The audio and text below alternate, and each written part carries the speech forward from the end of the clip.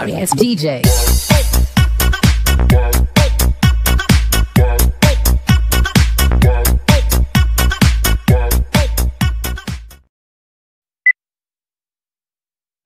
Muli ngang nagpasalamat si Alex Gonzaga sa panibagong award na kanyang natanggap. Kahapon ay opisyal nang inanunsyo ang kanyang pagkapanalo bilang YouTuber of the Year. Hindi ito ang unang beses na nanalo si Alex Gonzaga bilang YouTuber of the Year. Nagpasalamat din ito sa mga ipinadalang sorpresa ng kanyang mga fans.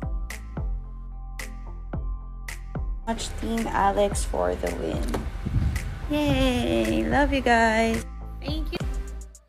At dahil walang trabaho, ay in-enjoy nila ni Mikey ang araw ng magkasama. At muli na naman silang namasyal, sakay ang bago nilang sasakyan.